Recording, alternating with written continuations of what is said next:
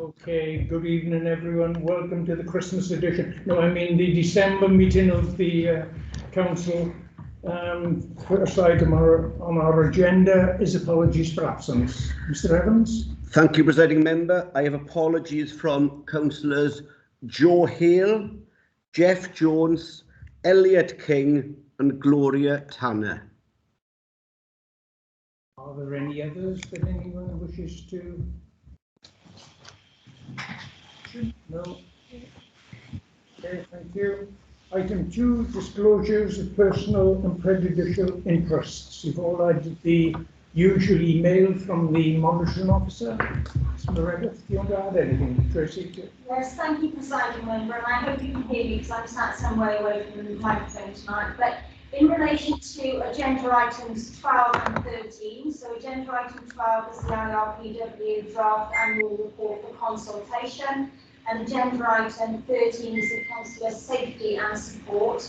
I will take a block declaration from all councillors present for a personal interest only in relation to both agenda items 12 and agenda item 13 on the basis that they involve remuneration for councillors and potentially many of the councillors in support of safety for them. So I think it's personal interest only, it is not prejudicial.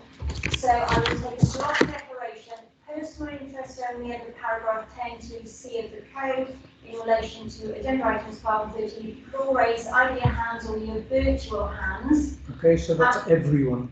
That's everyone. We will simply take a note of all those that are present and we will declare that interest for you. But can I remind you all, please, councillors, to fill in the form that you have also setting out what that interest is returning to them services. Thank you. Okay, is that clear? Is there any other interests that anyone wishes to mention? Can you, okay, take your hands down now then, please.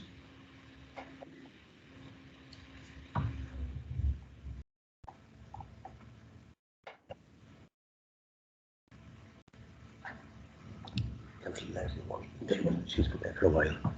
She was there earlier, so I'm guessing she's going to be interested. Anyone else have any interests to mention? No? Okay, yes. Councillor Walton? Yes, Chair. Just double checking. On item 10, in theory, I'm still a member of the Grosvenor Casino. Do I need to declare that just as a personal interest? No, Councillor, I don't think. What I'm looking for is anybody that may have a well-being interest. So if, for example, you've got a family member that owns a betting shop or something like that. Okay, thanks. Okay,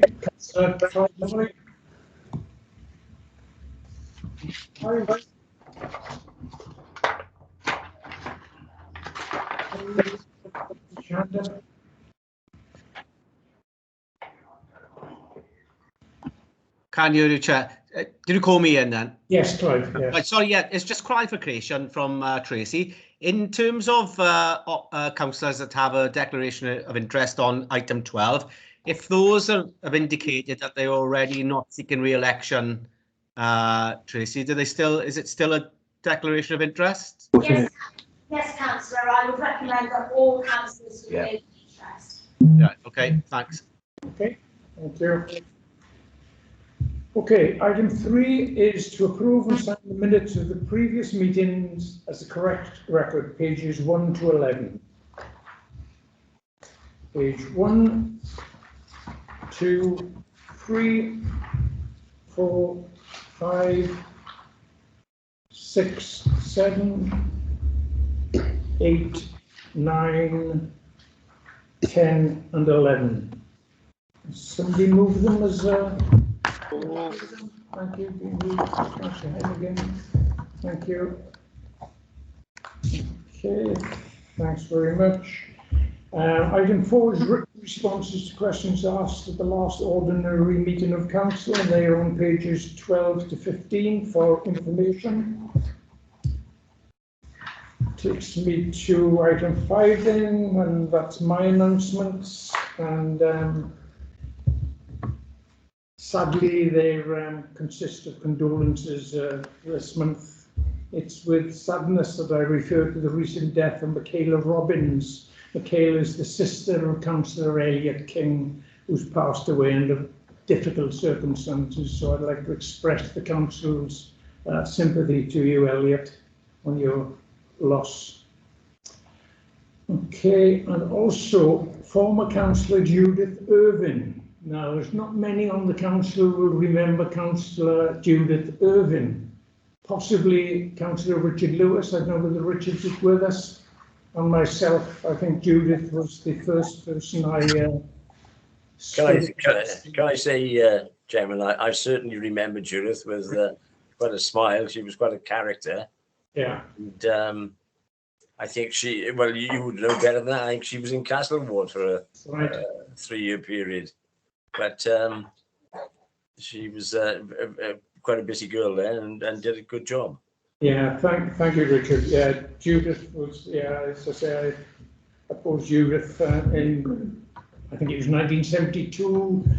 Perhaps I shouldn't mention that, but it's a long time ago. But yeah, so sadly Judith has passed away. Judith represented the Castlewood for a period up until 1973 on the Swansea County and the Swansea Borough Council, right? That's when Hill Valley and Gower Parish Council was still in being. So can I ask you to sit silently with your cameras off for a minute as a mark of sympathy and respect? Okay, thank you.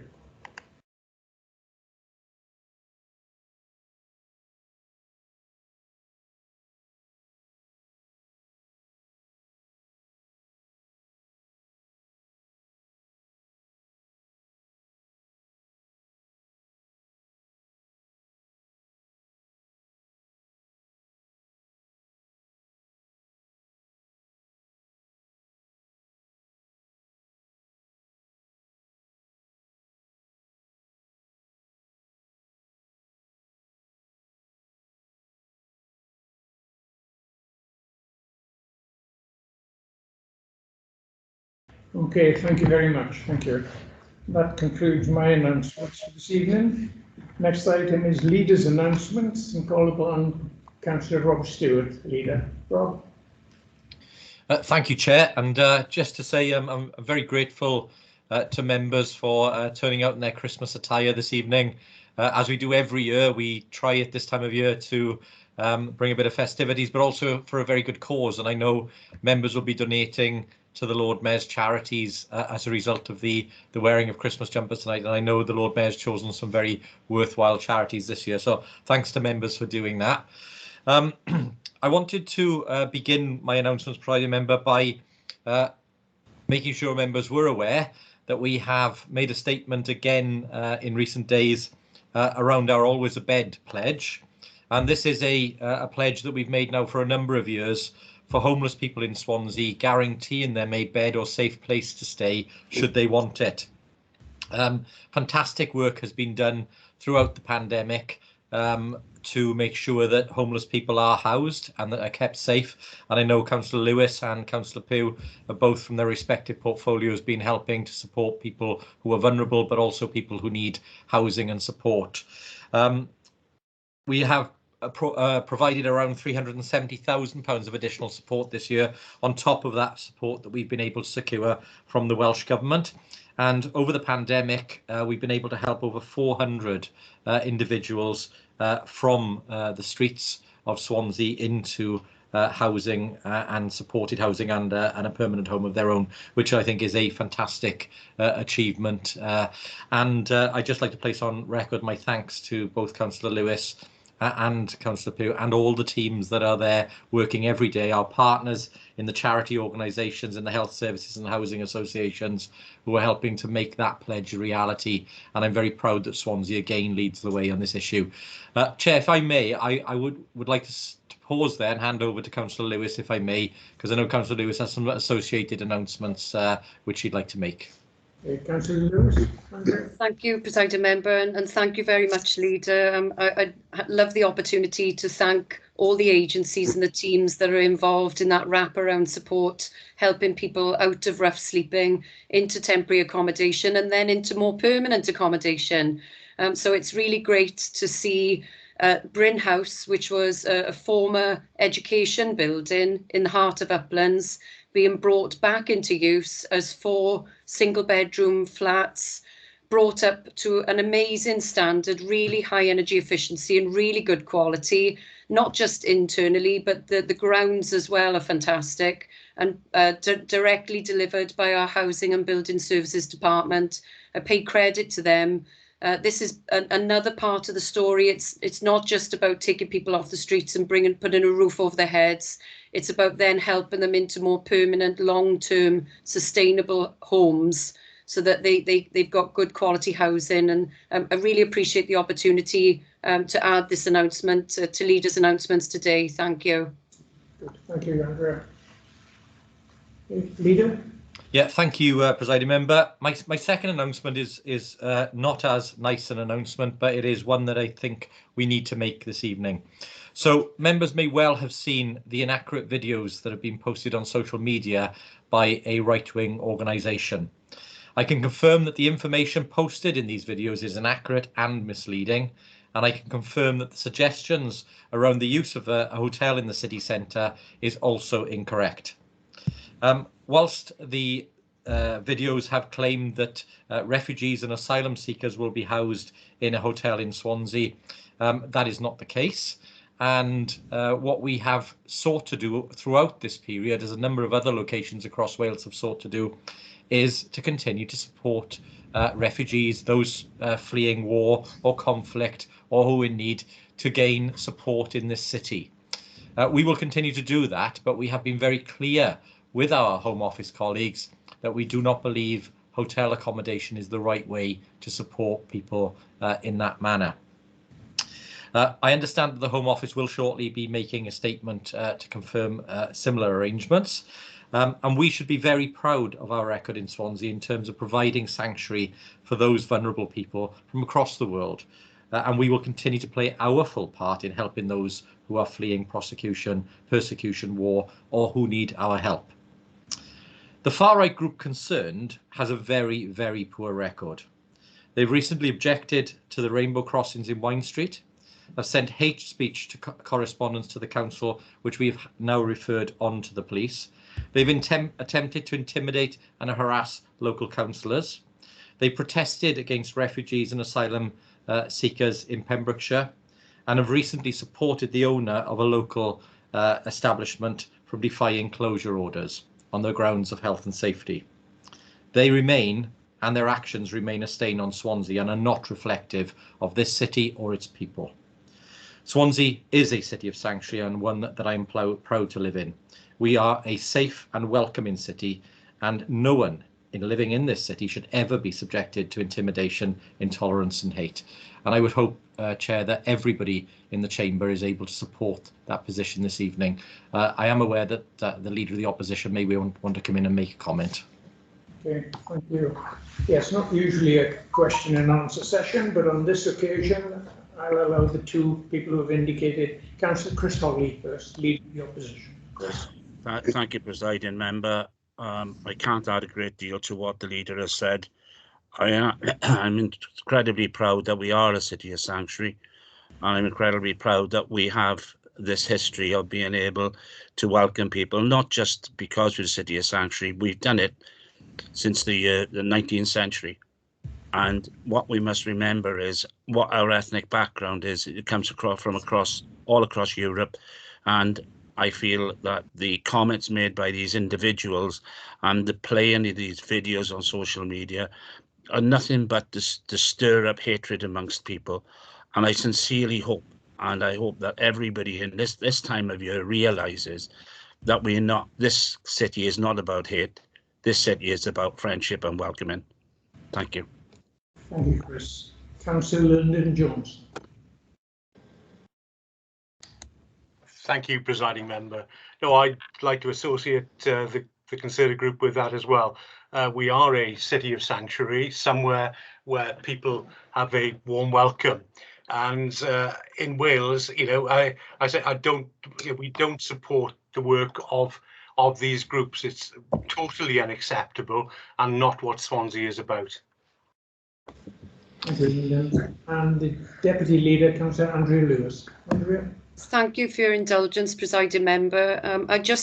I completely agree with all the comments. Swansea is a welcoming city.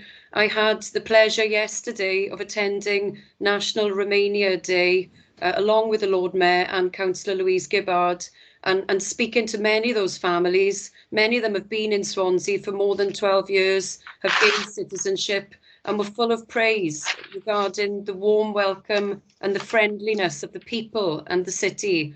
And so, you know, to hear this is very, very disappointing indeed. But I just wanted to say this isn't a true reflection. And the families that I spoke to yesterday were delighted. And I know members will know that the Romanian flag was proudly displayed at the Guildhall yesterday. Thank you, Andrea.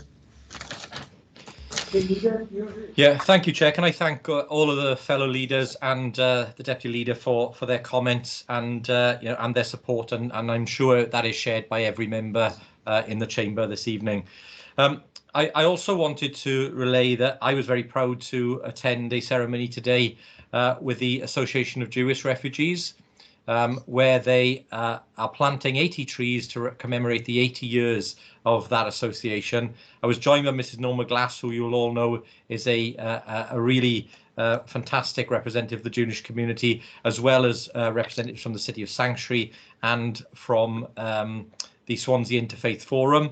I wanted to place on thanks as well my thanks to Councillor Louise Gibbard and to Riaz, both of whom helped arrange that fantastic event. And again, it is about recognising the positive impact and the contribution that Jewish refugees have made, not just to the lives of many people in Swansea, but to the UK over many, many years. And you know, it's important that we don't return at any time to the sorts of fear and hatred and persecution that the Jewish community suffered some 70 years ago. So again, I would just record that, Chair. On a more positive note, Chair, I'm very pleased that as of the 10th of December this year, when we will approach International Human Rights Day, that Swansea will set its stall out with the aim of becoming Wales's first human rights city and the UK's second human rights city. The declaration is not about us stating we are a human rights city at this point in time, but it's a declaration of intent that we will work over the coming year to do all of the things that are necessary to ensure that we become a leading beacon for those people and a leading place in the UK where everybody's human rights and responsibilities can be celebrated and enforced. And I know a number of organisations will be signing up to the pledge on human rights so that Swansea retains its position as a premier place in the UK for safety, tolerance, respect and love. And that is exactly, I think, all of the values that we hold in Swansea. A couple of shorter announcements, Chair. Firstly, I expressed my frustration at the last council meeting, as you will know, not being able to take part in a cabinet decision that was due to come. I'm very pleased that cabinet unanimously supported the decision to support the transfer of land so that the skate park in Mumbles can proceed. And I do wish Mumbles Community Council well with a speedy delivery of that facility. I was also pleased to announce, as you know, £500,000 worth of support for skate facilities, enhancements and broadening of skate facilities across the entire city and county of Swansea. And we'll be working with representatives of the skating fraternity to design and to enhance those facilities so that they do match the needs and desires of skaters across Swansea. I also, Chair, wanted to place on record my thanks to all of our teams, both from the tree departments and the highways departments, who've been out there following Storm Alwen, who have been tidying up, dealing with fallen trees and making sure our communities are safe. They have once again provided an excellent response to a very, very dangerous and critical situation. And can I thank Mark Thomas for his leadership in making sure, along with Martin Nichols, that those services were deployed in a speedy manner. I also wanted to thank our teams who delivered, I think, one of the best Christmas parades we've ever seen in Swansea. The unanimous sort of response from the public was that they enjoyed that fantastic parade. Councillor Francis Davis, Fran Jenkins, David Price Deer, and all the team that delivered that fantastic parade, I think deserve our credit and our thanks.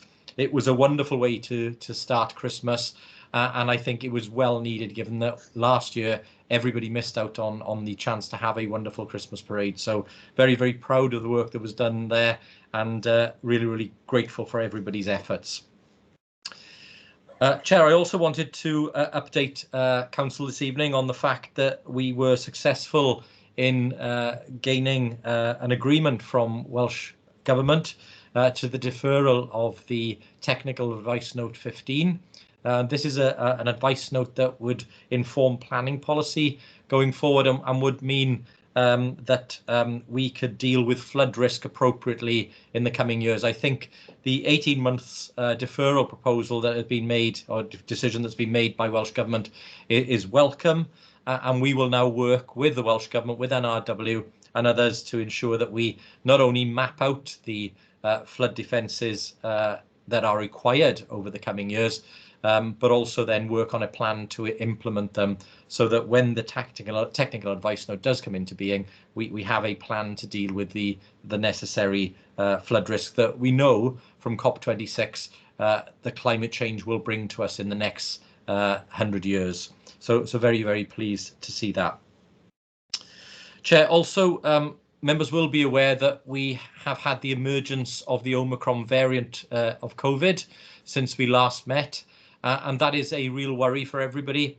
And it is even more essential, given that we don't yet know the full impacts of the Omicron variant, that we all continue to do our bit, that we all follow the rules and the regulations laid down to keep everyone safe and to control the spread of coronavirus.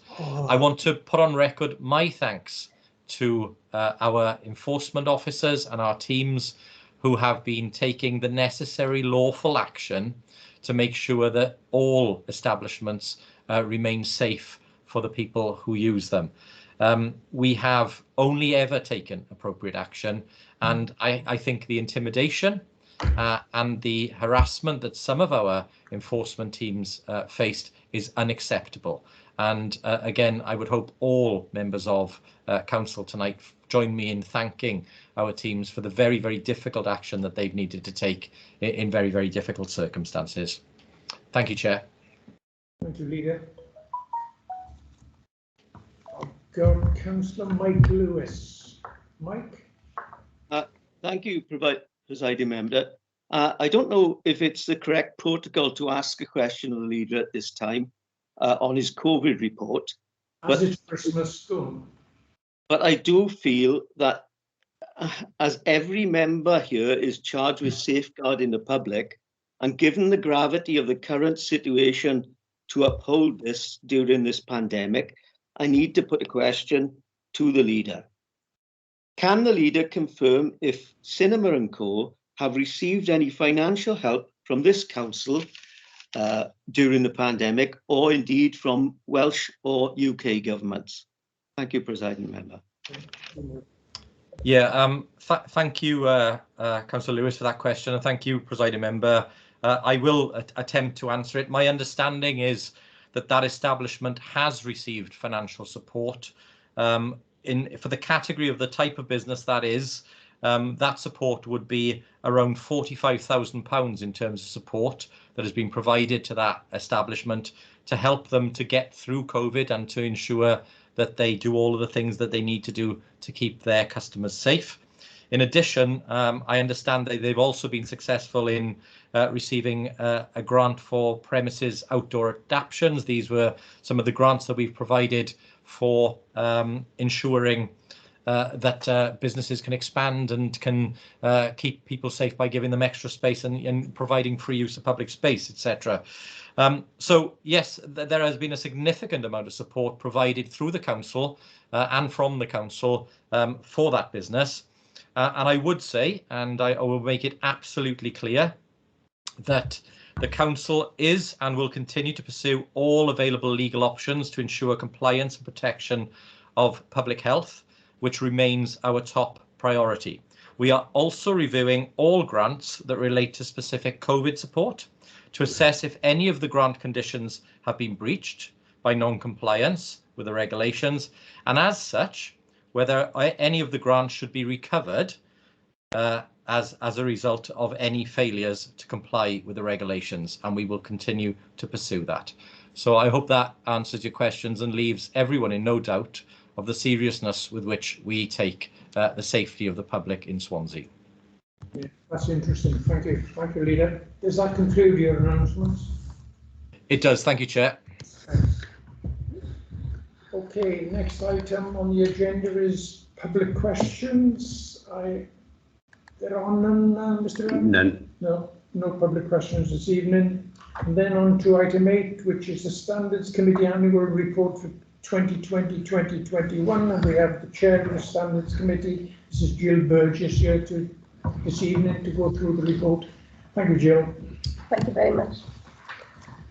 If you don't mind, my head will be down to be able to read the report easily.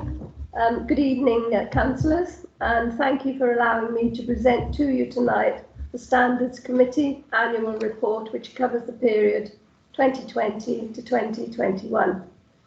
You may recall that alongside myself, there are 4 other independent members of the Standards Committee: Margaret Williams, Gareth Evans, Michaela Jones, and Mike Lewis.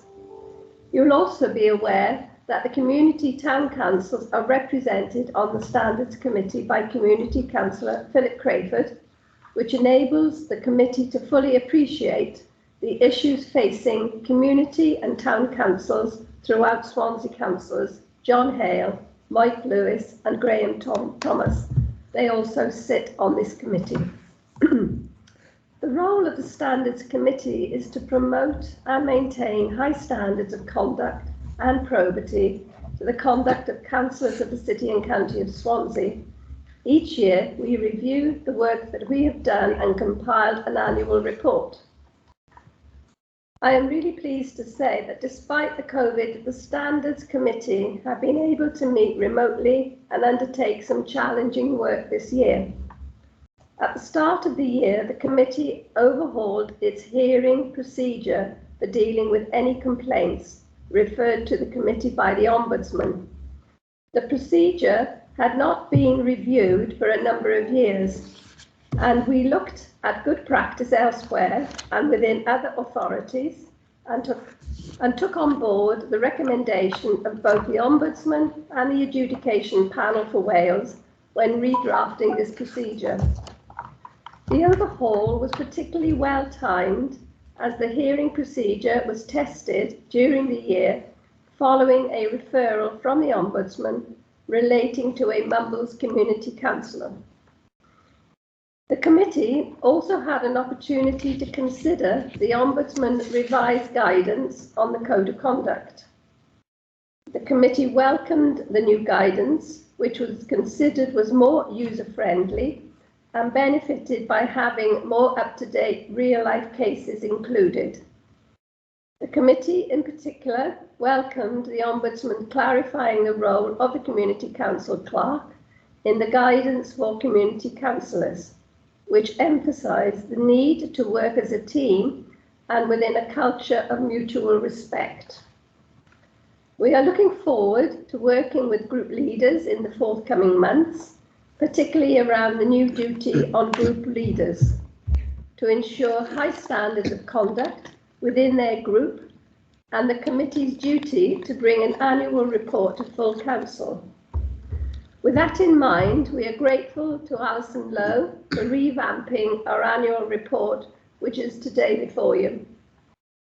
By way of an assurance to the council, the committee feels that the conduct of the members of Swansea is high, with many complaints being found to have no evidence of a breach by the Ombudsman.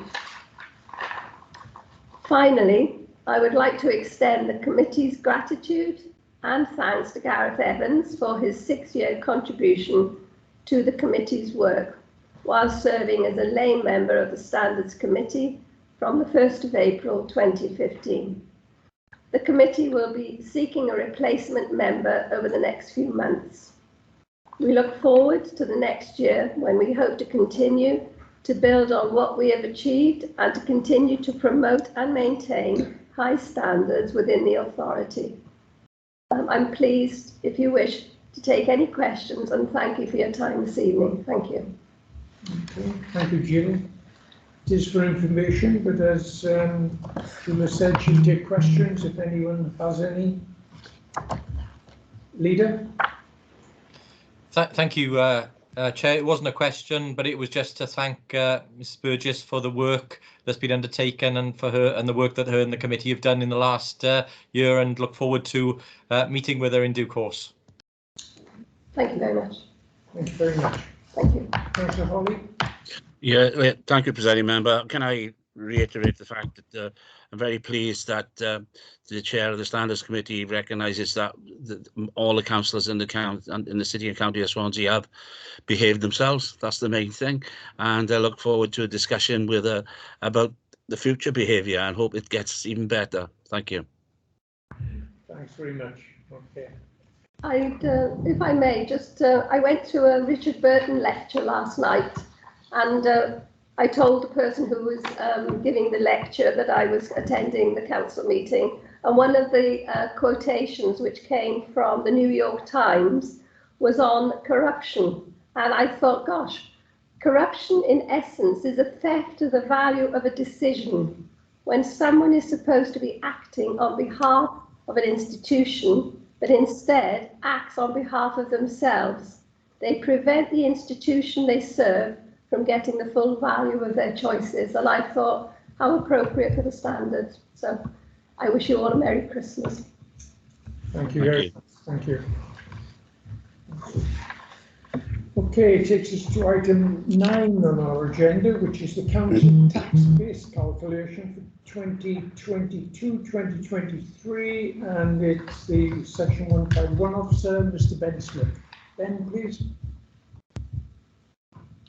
Thank you, Presiding Member. It's that time of year again, isn't it? It's not only the prevalence of Christmas jumpers. I'm afraid the Grinch does have to surface to give you some technical advice on the setting of the tax base. The report is in its normal format, and it's a long recommendation that once I've spoken, I'll be asking the leader if he is content to look to move.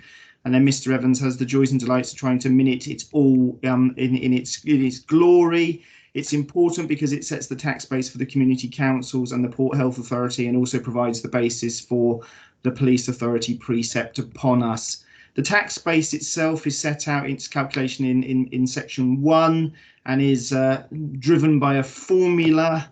And then ultimately in 1.4, I have to give my professional advice as to the collection rate. And regrettably, I have had to advise to reduce the collection rate ever so slightly again for the forthcoming year, because this authority, as members will be aware from the reports I've given in the last couple of years, has suffered some scarring as a result of the pandemic and seen some collection fund losses, which have been temporarily reimbursed by the Welsh Government, but there is no indication as yet as to whether there'll be any ongoing reimbursement. So I've had to weigh what is prudent, but also recognising that any reduction in that collection rate adds burden onto others. I also draw your attention in section 2 to the financial implications, which indicates that the premium remains a significant contributor to the overall tax base, albeit that the premiums as a whole are lower than expected from previous years. As the section 2 indicates, that could be for a raft of reasons, including people modifying their behaviours and achieving some of the policy objectives that the premium is meant to address. I draw your attention to that because it's been particularly pertinent and relevant in the media and reporting in terms of Welsh Government's views on the matter and what may happen in the future. The Appendix A sets out the calculation in its formulaic way and summarises the number of properties in each of the bands from A star through to I. I have checked the list once and I have checked it twice, and I can confirm there is no L band, so Santa will not have to pay council tax in Swansea. And then I summarise in Appendix B the council tax bases for the individual community councils. So the report is a statutory one and not the most interesting of subjects, but becomes the starting point for the usual routine of grinding through to March when council will consider the budget and all of the deliberations in the meantime. I have nothing further to add in terms of my technical advice, so I will hand over to the leader to see if he wishes to comment or otherwise look to move the statutory recommendations. Thank you, presiding member. Okay, thank you very much, Ben. Thank you. The leader. Yeah, thank you, Chair. I think Mr. Smith, as always, has covered it perfectly, so I've got nothing to add other than to formally move the report. Thank you very much. That's moved, and Councillor, call on Councillor Andrea Lewis, the Deputy Leader, please to second. Very happy to formally second the report. Thank you, presiding member. Thank you, Andrea. You see the recommendation is on page 32 of the council summons. Mr. Evans, take the vote, please. Thank you, councillors. The vote has been launched. Please vote electronically. If you're unable to do so, please raise your virtual hand and I will ask for a verbal vote. So anyone unable to vote? Councillor Kevin Griffiths. Sorry, Hugh, I can't see the vote, sorry. 4. You're 4. Thank you. Who else? Councillor Penny Matthews. 4. Okay. Everyone else has been able to vote? No, Chair, sorry, I can't pick up the vote, I'm afraid, at the moment. So. Okay. How do you vote, Councillor Fitzgerald? 4. Is there anybody else? Same. Yes, I Yes, can. same here, Hugh. Who's that? Sorry, same here, Hugh. Yeah, who is it? Councillor Mike Lewis. I can't vote, but my vote is 4. I didn't know who that was, sorry. It's Councillor Mike Lewis, Hugh. I can't pick up the vote, but my vote is 4. Thank you. Councillor Peter Jones.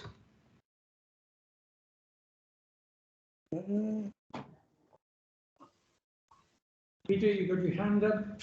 Councillor Peter Jones, you've got a raised hand? And you're on mute. Okay, Councillor Gordon Walker.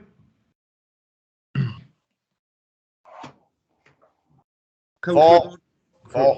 And then back to Councillor Peter Jones. You're on mute, Peter.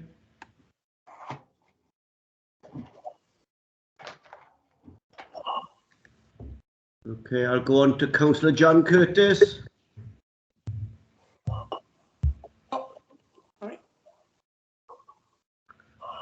Councillor John Curtis. And then try Peter Jones again.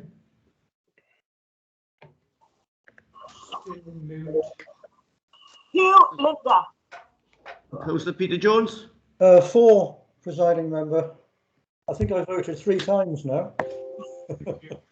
That's all right. Is that everybody? No,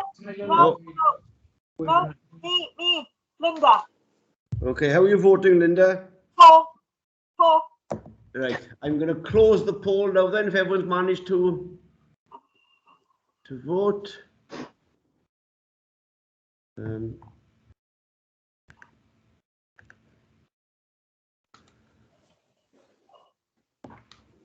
Okay, thank you. That vote is carried 4. Thank you. And item 10 on our agenda is the review of the gambling policy. Councillor David Hopkins. David, please. Thanks, presiding member. Before us today is a review of the gambling policy. It's the Licensing Act of 2005. There's a statutory duty on the authority to review the licensing policy every 3 years. The 3 years is quickly up. It seems like only yesterday that I was moving this report. It's surprising what can go on in 3 years. The report has gone out for public consultation. The appendices shows and highlighted some of the amendments to the policy, and I just moved the report. Thank you, David. Is there a seconder to the report? Second. Thank you, Rob. Any questions? No. If not, straight on to the vote then, please, Mr. Evans. The recommendation is on page 38. Okay, again, the vote has been launched. I'll give it a few moments.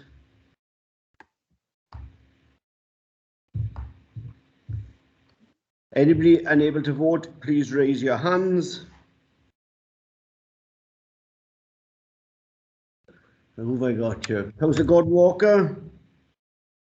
For. Okay. Anybody else? Councillor Mike Lewis. Yes. That's a 4, yes? Yes, thank you. Councillor Fiona Gordon. 4. Councillor Wendy Lewis. Mine's bouncing about. It says action unavailable, so I think I've done it, but it's 4. Councillor Penny. Oh, Councillor. No, that's gone. Councillor Linda Taylor Lloyd. 4. Is that everybody? Oh, Councillor John Curtis. Yeah, 4 here. I'm not sure. I keep losing signal, so I'm not sure if I'm getting through. Oh, Penny Matthews, you come back up as well now. Apologies, Hugh. I don't know what's going on. It's coming on and off. 4, please. Okay. And anybody else? No, I'll close the poll. Give me a moment.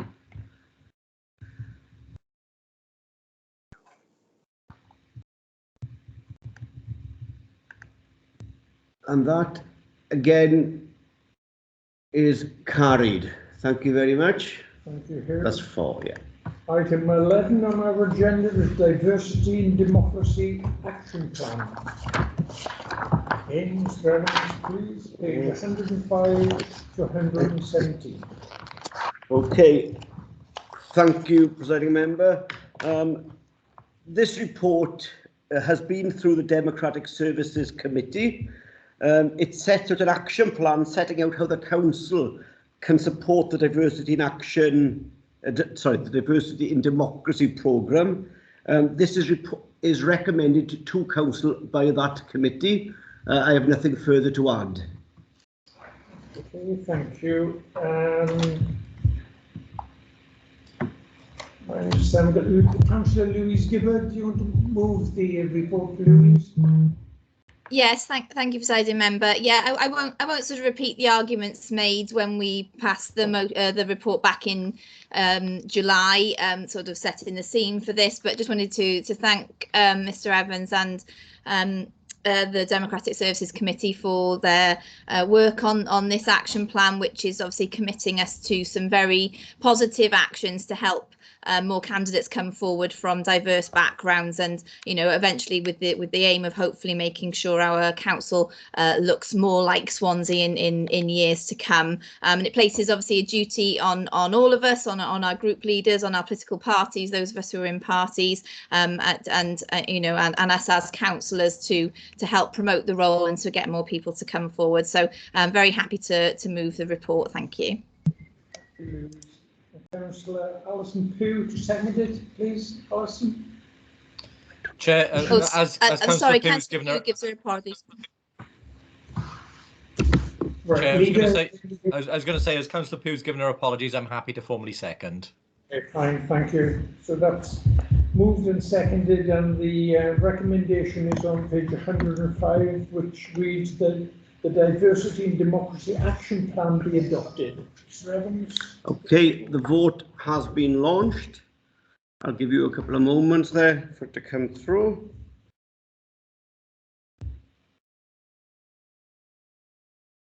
Right, anybody unable to vote? Councillor Penny Matthews. Yes, 4. Councillor Gordon Walker. 4. Councillor Fiona Gordon. 4. Councillor Mike Lewis. 4. Councillor Wendy Lewis. 4. Councillor Will Evans. I've pressed the button submit. Have you received it, Hugh? I've got no idea until I close the poll, I'm sorry. Right, okay, well, I've done it 4 times. It didn't appear to have gone. I don't know why, so how would you vote? 4. Councillor Bev Hopkins. 4. Councillor Yvonne Jardine. 4. Any others struggling to vote electronically? Linda, Tyler Lloyd, 4. Me, John Curtis Hill, I'm 4. Thank you. Anyone else? No? Okay, I shall move on to close the poll. Give me a moment.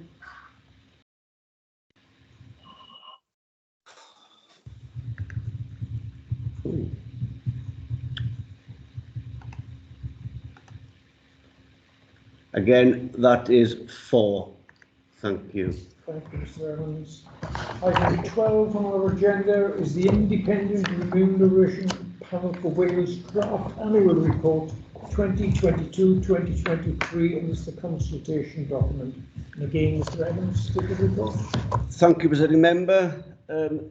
This is the proposed council response to the consultation document sent out by the Independent Remuneration Panel for Wales. The recommendation of the Democratic Services Committee is before you, and their recommendation is that you adopt the response set out in Appendix A of the report. Nothing further to add. Thank you, Hugh. I understand Councillor Linda James is going to move the report. Linda, please. Yes, thank you, Presiding Member. I've got nothing further to add to the report. Therefore, I would move that the Council accepts the report as it stands. Thank you very much. And to second it, the leader, Councillor Stewart.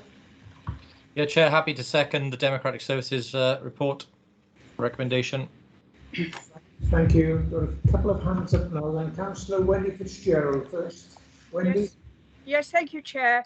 I have to say, I am not comfortable with this.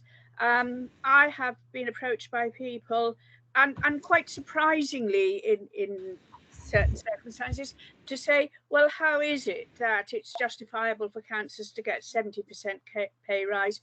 I've never had 70% pay rise in my life, not even 10%. This is what I have had. So I'm sorry, I will have to abstain on this because I just do not feel comfortable voting for it. Okay, thank you. Councillor Mike Day. Thank you, Presiding Member. Just wanted to ask a question, or a couple of questions actually, in relation to it. If the IIRP approve it, are we bound as individual councillors to receive the allowance? And if we refuse it, what are the implications of so doing? I share Wendy's comments as well, and just feel uncomfortable at this particular time when everybody else is under pressure for us to receive something which is well beyond the rate of inflation. It doesn't look good, and I suppose I'm just sort of wondering about what the implications of approving the report by the IRP is, and whether in fact we would be honour bound to receive that allowance as members. Thank you, Mike. Can I come in that? Yes. Could I answer that question first of all? Firstly, you are not approving the report of the IRPW. This is purely a response to their consultation. It is up to the independent body to make the final recommendation, and there is no guarantee that this report that they've sent for consultation will be adopted by them. That's the first point. I need to make that quite clear. This is just purely a response to consultation. No councillor is required to take the remuneration, the salary offer to councillors. However, if a councillor wishes to reject it, they must write to the proper officer, which is deemed to be myself or the chief executive, and we in turn would stop you having the payment. That must be made on an individual basis. It can not be done on a council level or a group level. It's an individual councillor basis. I will go one step further and go back to item 11 just to point out the Diversity and Democracy report. Payment and salaries to councillors and others really helps those in diverse areas to stand for election. So please take that on board. If you want a diverse councillor network, you need to be paying appropriately to attract those people to stand. I hope I've answered your question there, Councillor Day. Thank you. I've also got Councillor Kevin Griffiths. Kevin? Yes, thank you. I don't feel comfortable in taking the 17% pay rise either. Being an NHS worker, I feel that my colleagues are only having a 3%, so I don't feel comfortable taking it. Thank you. Well, I think many members would echo that comment, Kevin, but as here was mentioned, and if you look at the recommendations, it's self-explanatory, really. Okay, it's been moved, been seconded. No one else has any questions. Mr. Evans, take the vote, please. Okay, the vote has been launched. I can see Councillor Walker. You've got your hand up. How do you vote? Against. Councillor John Curtis. For. Councillor Linda Taylor Lloyd. Against. Against. Councillor Wendy Lewis.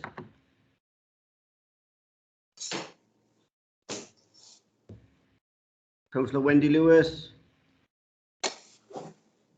For who? Councillor Mike Lewis. For. Councillor Will Evans.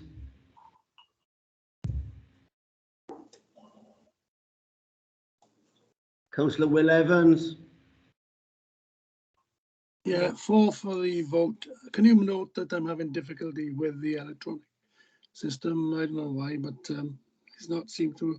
I press the submit button, but it doesn't go back. Okay. Councillor Bev Hopkins. For. Does anybody else need to vote verbally? No. I seem to have two voting papers.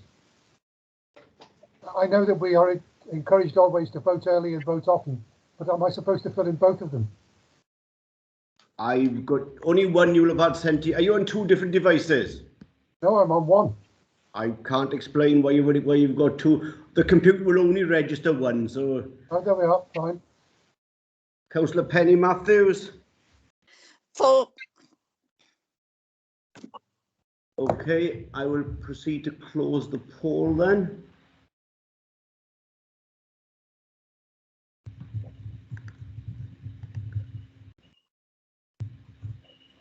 And that is 4.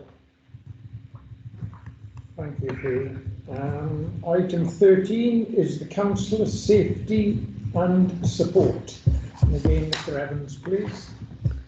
It's on page 131 to 134. Okay, thank you again. This is a difficult report to have to bring before council. Following the tragic murder of Sir David Amis, MP, on the 15th of October, and other MPs over the years beforehand and other elected officials, the Democratic Services has looked at councillors' safety, and we looked at it in depth back in January 2019 and looked at it and will continue to look at it and keep reviewing. On the back of that, in order to speed things up and to assist councillors should they need such support, this report is brought before you, suggesting that delegated authority be given to myself as Head of Democratic Services and the Chief Finance Officer to consider and determine any request for such funding. In addition to that, as outlined in the recommendations, is to ensure that a document relating to personal safety for councillors is included in the local government 2022 candidate packs, because that may assist those seeking to be elected when they're doing their canvassing, just to give those them the heads up on personal safety before the event. I have nothing further to add. Thank you, Hugh. And the leader to propose, please. Yeah, very happy to move that report, Chair. Thank you. Councillor David Hopkins, the second. Yeah, happy to second. Thank you. Councillor Chris Holly. Thank you, Presiding Member. I feel that this report is one which is probably one of the most significant, if not the most significant, on this agenda tonight. The safety of people who put their head above the parapet to get elected is of paramount, not just MPs, not just as Welsh Government members, but also local elected members. There's many of us have been in a position where we've either been threatened or had phone calls or had pizzas delivered to the house or the fire service called to the house, or in many cases, and I will quote one former Labour member, had coins Loctited to his car. You know, these things happen. And I think this is a significant report and one that every member in this council should support. Thank you, Chris. Okay, no one else. Mr. Evans, take the vote, please. The recommendations on page 131. Okay, the vote has been launched. For those who are unable to vote verbally, right, John Curtis. For. Gordon Walker. For. Wendy Lewis. For. Fiona Gordon. For. Will Evans. For. Linda Taylor-Lloyd. For. Beverly Hopkins. For. Mike Lewis. For. Penny Matthews. For. Yvonne Jardine. For. Have I captured everybody? Yes. Okay, if you could lower your hands and then I will close the poll.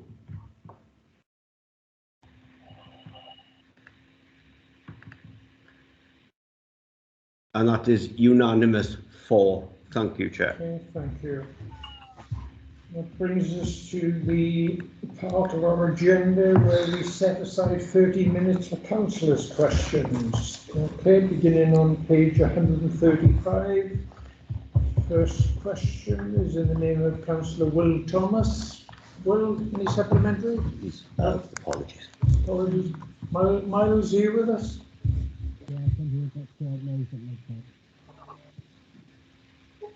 What's that? As Miles? And you're a mongrel. Can you hear me? Yeah, no, we can. Yeah. I was just going to say no follow-up question. Yes, do you have a supplementary question? No follow-up question. Oh, thank you. Sorry. Sorry. Question 2, Councillor Chris Ollie. Chris. Thank you, Presiding Member. All I would like to say is I hope that when we get to the position that we need, we can go back to face-to-face, that it's made available for those who, in some cases, will need this. I think it's a matter of choice, and that choice should be available. Thank you. Okay, thanks. Councillor Hopkins, do you want to respond to that, David? Yeah, all you want to give a commitment. Once it's safe, we're able to certainly get back to face wherever we can. But what I will say that after the people that are unable to do it, we are working with them.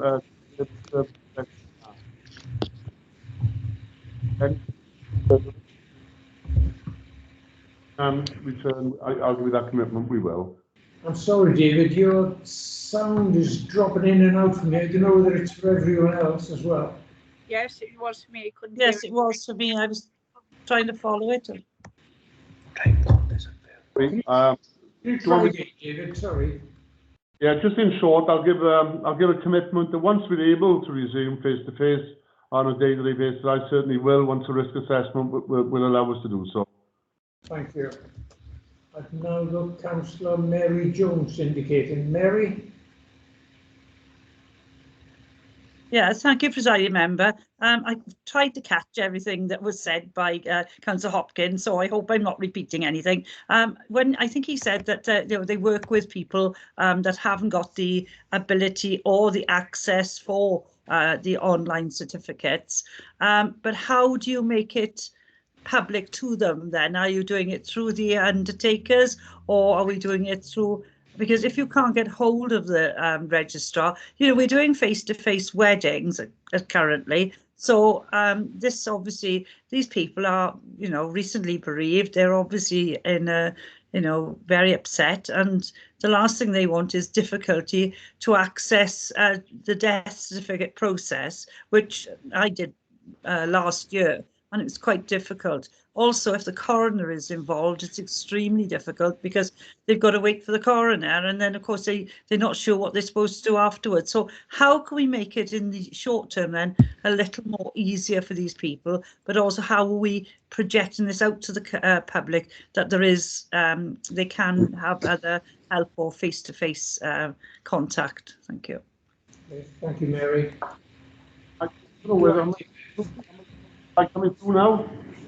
I can't hear David, sorry. Right.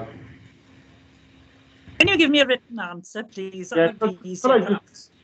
what I will say is we are working very closely with the undertakers, and the undertakers certainly are advising us as we go along. So what I would say, we'll look at it once we're able to get back to face-to-face. I'll give that commitment. We will. But if there is any ways I can look at it and enhance the service, I certainly will. Thank you, David. Thank you. Okay, question 3 then, Councillor Cyril Anderson. Cyril? Yeah, I have no further questions, Chair. Oh, Cyril, we can't hear you. Sorry, Chair. No further questions, thank you. No, thank you. Okay, question 4. Again, Will Thomas, Councillor Linda Tyler-Lloyd. Linda, do you have a supplementary? No, gone. No, okay. Question 5, Councillor Wendy Fitzgerald. Wendy? Yes, thank you, Chair. Yes, I do have a supplementary. And I thank the Cabinet Member for the answer to the question. And, you know, it's very positive that some buildings in Swansea are being repurposed, and that is the good news. But I was wondering if the Cabinet Member would agree that there's actually been quite a bit of demolition by the council and by the, you know, in government buildings. And he says in his reply that, and I'm quoting here, it makes sense to demolish redundant buildings and rebuild with new modern structures that are functional and energy efficient, and which meets the needs of future occupiers and investors. Now, I've been doing a little bit of background reading, as you would expect, and it seems there are a lot of architects, quite eminent architects, writing in the various journals saying, in complete contradiction, that, and I quote again, it was previously argued that demolishing an old energy-consuming building and constructing a well-insulated replacement was better for the climate. This is now accepted as wrong due to the amount of carbon emitted during the construction of a new building. And I think the Royal Institute of Chartered Surveyors is backing this by saying that there's a staggering 35% of the life cycle carbon from a typical office development, which is emitted before the building is ever opened. And for residential, that is actually 51%. So would the Cabinet Member agree that, you know, all this is really quite alarming and probably not known to most people, and therefore that we perhaps need to be a bit more circumspect about demolishing buildings in the future? Yes, thank you, Councillor Fitzgerald, for that one. Well, I think it's very much depends what you're able to do with the building. I think, you know, we have a very strong track record in terms of repurposing and refurbishing buildings. you will know that we've saved the Palace Theatre, which was a building that had fallen into disrepair and was going to be lost from the fabric of Swansea, and that is going to be repurposed and given a new lease of life. Likewise, we've secured grants so that a restoration of the Albert Hall can take place, another important landmark in Swansea. We're busy up with local firm weavers in the Havard Copper Works, where we're working with Penderyn and the heritage people to bring those historic buildings back into use rather than demolish them. You know, I don't think we've ever seen as much investment in our heritage and existing historic buildings than we are seeing now.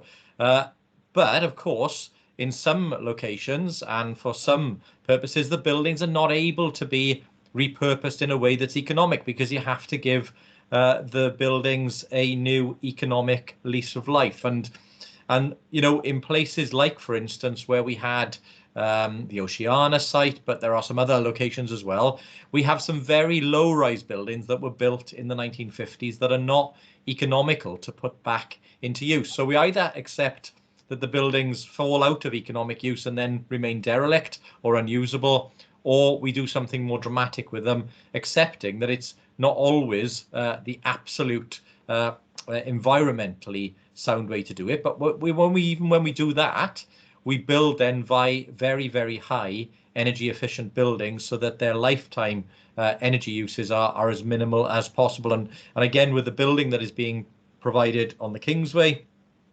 the building that HACES are doing behind, which is the first biophilic building in Wales, all of those are really, really important steps that we can take to build a new city that has the economics that are important so that buildings are successful.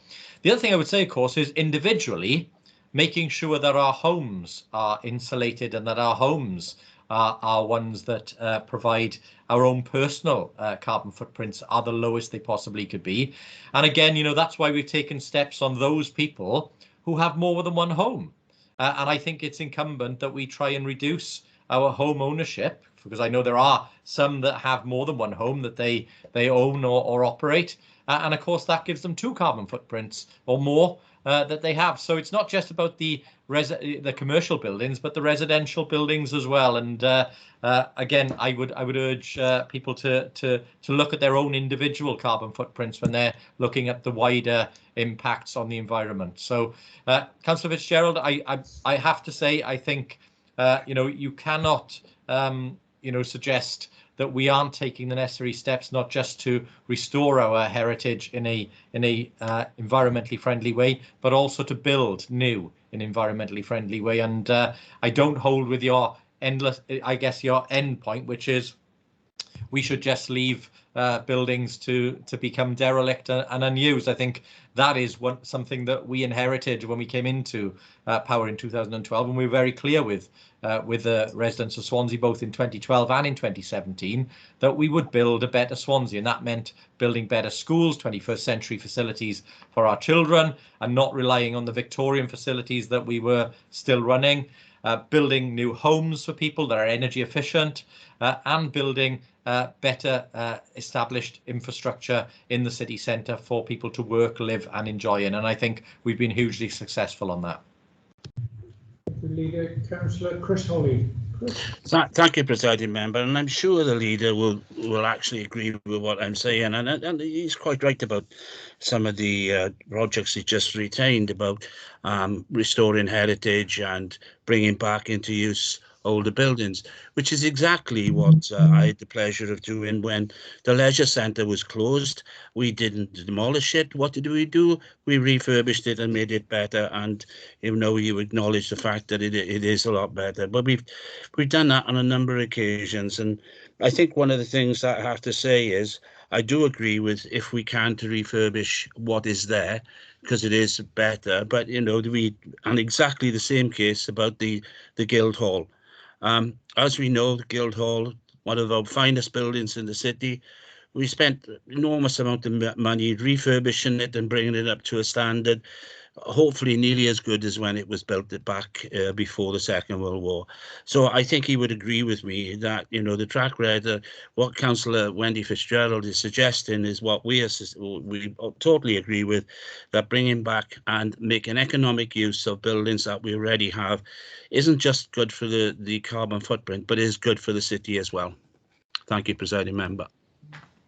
Councillor McDermott. Yeah. Sorry, Chair, if I could just answer that one a second. I do agree with Councillor Holly, and I do support the investment that was made in places like the Guildhall, obviously. I think, I think the one thing that was troubling is having made that substantial £30-odd million investment in the Guildhall, we weren't then using it fully. And again, that's what we did when we came into power, was to obviously reduce the amount of civic centres that we have, because we had 3 operating at the time. There was no need for Swansea to have 3 live civic centres. We've reduced that now down to 2, and we'll shortly reduce that down to 1. And again, working with Urban Splash, we will be looking at potential new uses for the civic centre on the seafront, and hopefully that building can be repurposed into a building that can be enjoyed by everybody and not a base for council operations. And with your indulgence, Presiding Member, I will come back. You know, we didn't actually build 3 civic centres. We actually inherited them. So to say that we were responsible for them is totally wrong. We did have them. We did spend £20-odd million on the Guildhall, but if you are saying that we shouldn't have done that, you know, I think you're not saying that, and I agree. I think you are agreeing with me when I say that bringing back the Guildhall into a use was a good idea, and it was well used. The Brown Room is extremely well used, as long as, and some of the other halls and meeting rooms in the building. I think the fact that you're now proposing that to use the civic centre, get rid of the civic centre and turn it into flats or whatever with Urban Splash, is a decision that you and the Cabinet have made. And on top of that, we are going to be a much reduced council in size anyway, because of blended working as well. So there won't be so many people going into offices. So I understand what you're saying, but I think it's a bit ingenuous of you to say that, you know, we had 3 civic centres. It's what we inherited. Chair, just to be clear, I wasn't suggesting that Councillor Holly had built 3 civic centres. All I was saying was having spent many millions of pounds restoring the Guildhall, which is absolutely something I support doing, because it is a Grade 1 listed building in Swansea, one of only 2 that we have. We then didn't, or they then didn't, proceed to use it as much as they could have done. And of course, what we did, and I'm very grateful to Councillor Francis Davis for the business plan that he helped create to bring the Branwyn back to life, to make sure that lots of events took place there so the Branwyn could be used. We moved the political functions back into the Guildhall. So once again, we used the fantastic chamber that we have there. But of course, it wasn't all about that. There are other things that, of course, Councillor Holly's administration decided not to restore, like, for instance, the slip bridge. Of course, they took it down, and that was one that they didn't feel that they needed to restore, and that is something we have committed. Chair, if I can finish my statement, I didn't interrupt Councillor Holly. I'm just making the point that we've given a commitment to the Friends of the Slip Bridge to work with them to make sure that historic part of Swansea and that monument is also restored, if we can find the right scheme to do it with the Friends of the Slip Bridge. Can I suggest that the leader goes back and reads his history books a little bit more carefully? Point of order, he's out of reply. Should be a question. Too much rambling, not enough questions. President, thank you, Presiding Member. Can I just add that I think it's a mistake to think that in new building terms that we demolish an old building, take away all the stuff, and then destroy the planet a bit more by bringing in new stuff. In work, I work in the old land registry building, Swansea Business Campus, and we overlook the old Teen Ant building, the tax office. And I don't know the percentages, but I know that the vast majority of materials in that building have stayed on site and been recycled. They brought on huge equipment to crush down all the bricks and all the rubble. They took all the metal away to be recycled. And a lot of the hard core, which is of course of fundamental importance, has been reused on site. So it would be interesting for anyone with a question like Councillor Fitzgerald to look into modern building practice, because it really is fascinating and highly technical, and as much as it can be an environmentally friendly approach, really. Thank you. Okay, thank you. Councillor Jennifer Rayner. Jen?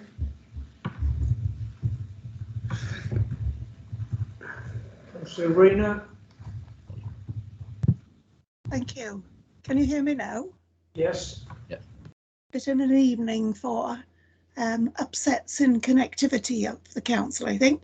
Can I ask the leader if he remembers a couple of years ago meeting some educationalists from the Netherlands in Bryn House in the demountable there, where one almost wished that nobody would open the door in case it collapsed.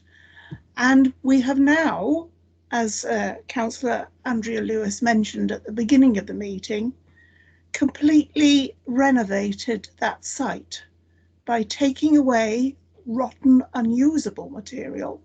Again, stonework that could be recycled has been recycled, and we have used modern techniques to change that site from a not fit for purpose educational facility into a magnificent residential facility. And would he not say that this is an example of where trying to make that kind of alteration in the former buildings would not have worked and would not have been a good place to live? Yes, thank you, Councillor Rayner. Absolutely right, and it's a really good example of what we can do and what we do with historic buildings. But as you've pointed out, sometimes it's the right thing to do, and sometimes it isn't, and you've got to adapt your plans that way. And again, you as cabinet member oversaw a significant investment, the biggest ever, in fact, in new school buildings and improved school buildings across Swansea. And of course, that was a mix in itself, because some schools were repaired and repurposed and upgraded, while others were replaced with modern 21st century facilities because it wasn't possible to rebuild them on the facilities that they use. So absolutely, it's the right thing to do, and we will continue to do that. So thank you for that, Councillor Rayner. Thank you. Councillor Andrea Lewis, please, Deputy Leader. Thank you, Presiding Member. Following on from Councillor Rayner's comments about Bryn House, I would like to formally invite all the group leaders to the Bryn House site in the new year. The external wall has been rebuilt using recycled materials taken from Hillview Crescent site, where we're building new homes, and we've taken boulders out of the ground and reused those to rebuild the wall. So wherever possible, we do recycle materials and reuse them and repurpose them. And that's a really great example. And I think when the political leaders visit the site, I'm sure that I defy them to not be impressed. I think we have to look at every site and every building on its own merits, and also look at the life cycle of buildings, because some buildings, if you just simply can't bring them up to a high energy efficiency without looking at really significant costs. And that's something that we always have to balance as a local authority against what we do. But it's the net carbon gain that we get from new buildings as well that we need to take into account. And as the leader has said, there's been some fantastic examples of bringing our historic buildings back into use. And I'm sure that this council is delivering, and a lot of other local authorities are watching very closely what we are doing. And I'm very proud of our track record. Thank you, Andrea. And finally, Councillor David Phillips. David? Thank you, Chairman. Would the Leader or the Cabinet Member agree that, as this debate has demonstrated, we are fully committed to recycling, to judge by some of the arguments that have been used tonight? Thank you, Councillor Phillips. Yeah, absolutely. No, I think it was an odd question for Councillor Fitzgerald to raise, in that the statistics, take the politics out of it. The statistics speak for themselves. Biggest ever schools investment programme, biggest ever house building programme, biggest ever city centre regeneration programme, the biggest capital programme per head of capita in Wales, and all of that money being used to protect our heritage, restore our city's fabric, and where necessary build new accommodation so that we can secure jobs and the economic prosperity of Swansea. Okay, thank you. Point of personal information, Chairman, just to be clear, it wasn't Councillor Fitzgerald I was directing my comments to. Right, thank you. Question 6, Councillor Peter Black. Do you have any supplementary, Peter? Yes, thank you, Chair. I am a bit concerned by the answer to this question. It appears we're going to be waiting until May next year before we're prepared to accept electronic petitions. As the Cabinet member will be well aware, electronic petition sites have been up and running for many, many years. And in fact, a number of local authorities around the country have been accepting electronic petitions in whatever format they come into. I'm aware of one petition in this city which is submitted to this authority using one of those electronic petition sites, which was rejected because the people had not personally signed those petitions.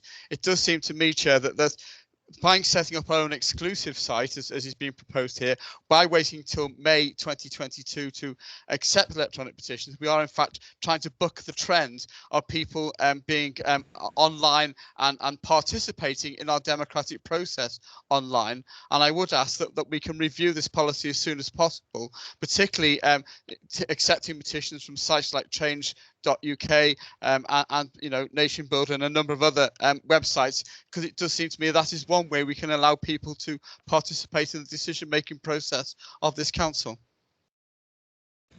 Peter, Councillor David Hopkins, you want to comment, David? Yeah, thanks, Presiding Member. What I would say, I'd like to thank Councillor Black for his question. What I would say, I'm as committed to deliver as early as we possibly can. What I will do is give a commitment to work with the head of Democratic Services to deliver digital petitions as soon as I possibly can. Thank you, David. Okay, question 7, is it Councillor Wendy Fitzgerald? Do you have supplementary on this, Wendy? Wait, Councillor Fitzgerald lost connectivity and has dropped out of the meeting. Oh, okay. She's got real, with respect, Presiding Member, she got real problems apparently. She's just texted me. Okay. Councillor Gareth Sullivan or Cheryl Philpott, supplementaries? Can I? No supplementaries, Presiding Member. Okay, thank you very much. Okay, that concludes the questions under Part A, at least, and I believe that concludes our agenda. It just leaves me to wish you all, sincerely wish you a happy Christmas and a healthy New Year. So, thank you all. Declare the meeting closed. Thank you. Good night. And the same to all of you. Thank you.